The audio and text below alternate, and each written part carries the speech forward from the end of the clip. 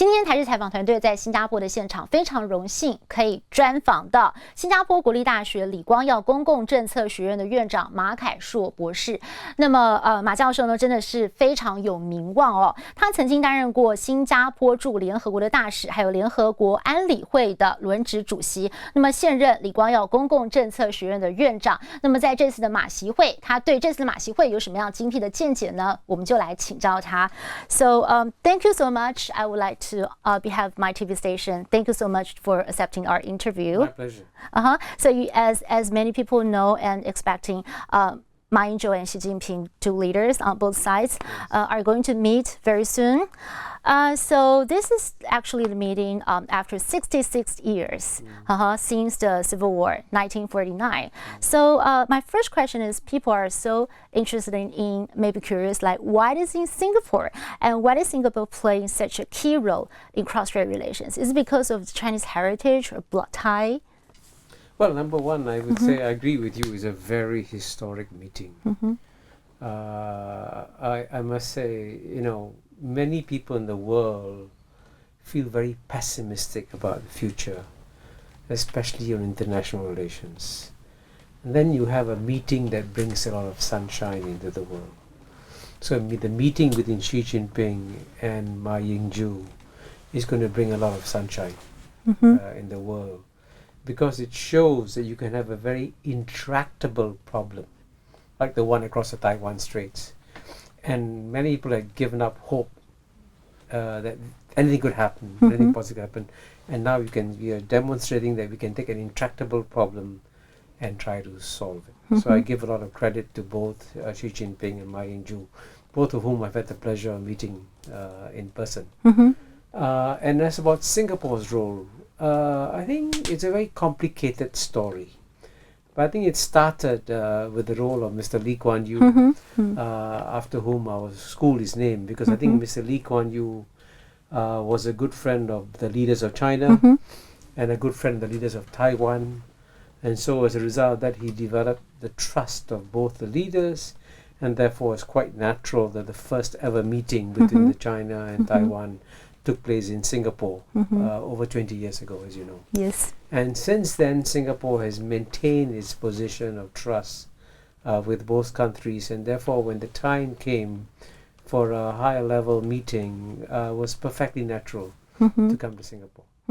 So as you mentioned, Mr. Lee Kuan Yew is a leader that highly respected among the world community. So actually, when talking about this Xi Jinping and Ma Ying-jeou's meeting this time, many people on both sides of the cross-strait will think about 1993. That's a very important Wangkou meeting here. Yeah, so Mr. Lee Kuan Yew was very important at that time. So he actually attributed to that historical meeting, and that was a groundbreaking meeting at that time. So why was Mr. Lee Kuan Yew so concerned about cross-strait relations peace talks? What was his expectations?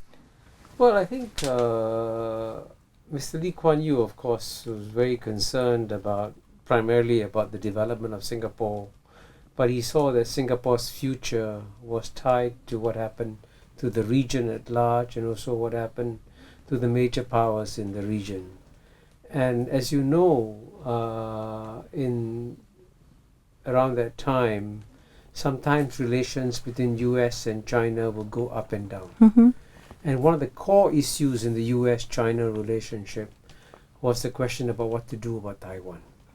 And there was even a danger of a war breaking out. So Mr. Lee Kuan Yew felt that the best way to avoid a war or conflict or tension between the United States and China was to find ways and means of diffusing the Taiwan issue. And I think we have accomplished that. Starting, of course, from the meeting in Singapore. There are lots of other factors at play, obviously, but often the most difficult step, as you know, when you take a journey of 1,000 miles, the first step is very important. Exactly. So we are on a 1,000-mile journey, and we still haven't got there, by the way. This meeting is not going to solve everything, but it will certainly change the chemistry and the atmosphere significantly. But you have to start the process on the road, And that was the contribution that Mr. Lee Kuan Yew made over 20 years ago. So many people have many expectations on this Xi Jinping and Ma Ying-jeou's meeting. For example, like in Taiwan, people mentioned that if there is a possibility that can touch the issue, like China might be considering the possibility of withdrawing missile aiming at Taiwan or letting Taiwan have more room participating in the international organization. So in your personal perspective, do you think that this meeting is more symbolic than substantial, or actually we can really touch something substantial? I've learned in diplomacy that symbolism and substance go hand in hand. I mean, for example, if symbolically, I'll give you a very dramatic example.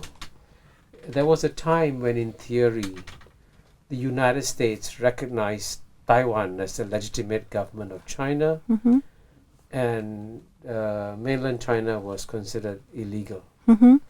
And then Henry Kissinger goes to Beijing.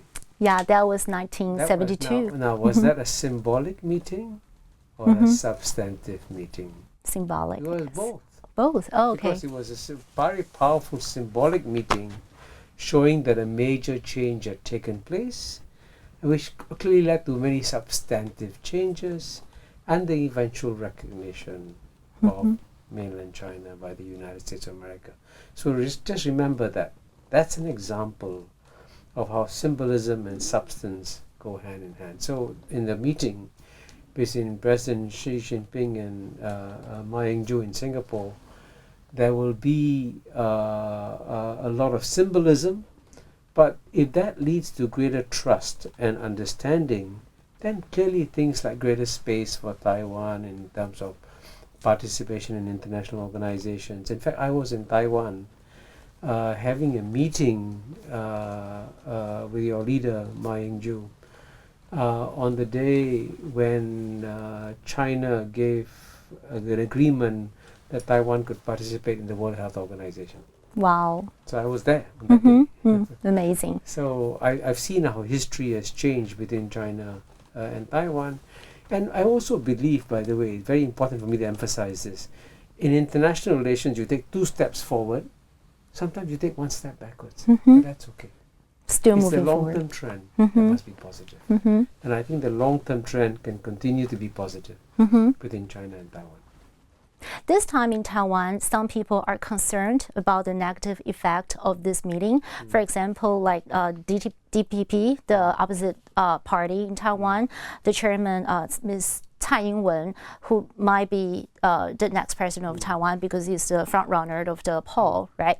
So she is kind of concerned that the meeting will be like a frame to limit the future development of the cross straits, because the one China policy now China conduct is not like totally accepted by the whole Taiwanese people.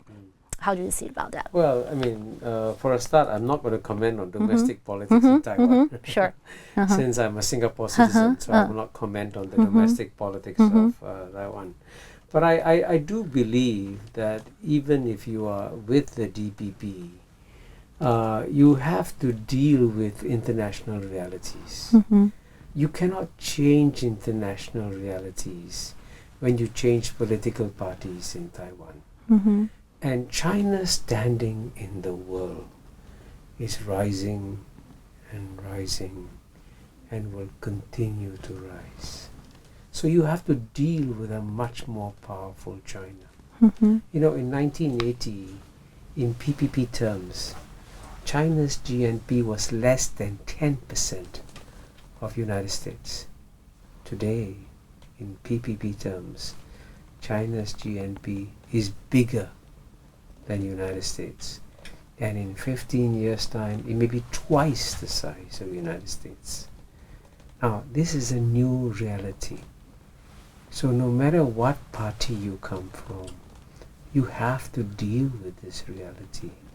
And every bridge that is built between China and Taiwan will help the people of Taiwan. So in the long run, I believe that even the DPP will have to be realistic and acknowledge that the world has changed.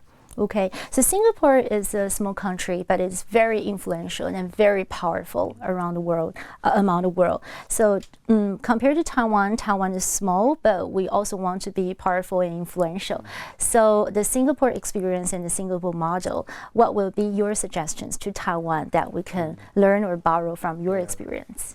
You know, I give a lecture to the students of the Lee Kuan Yew School of Public Policy, in which I give away the secrets of Singapore's success. And I boiled it down to a 3-word formula: meritocracy, pragmatism, honesty. Meritocracy is about selecting the best people to run your government. Pragmatism is always about being realistic and adjusting your policies to deal with the real world. And honesty meaning there should be no corruption. And in the area of international relations, no country in the world has been more pragmatic than Singapore has been. We accept the fact that as a small country, we are price takers. We're not price makers. If international relations change, we have to change and adjust. So if we try to go against international reality, it's about taking your head and knocking against a brick wall. The brick wall will not break. Your head will break. So don't do it. So I noticed that the culture of pragmatism hasn't become as strong as it should be within Taiwan. And I would recommend greater pragmatism in Taiwan. Thank you so much for your opinion and time and sharing with our audience. Really appreciate it. Thank you. Thank you so much. Thank you. Good to see you Thank here. you.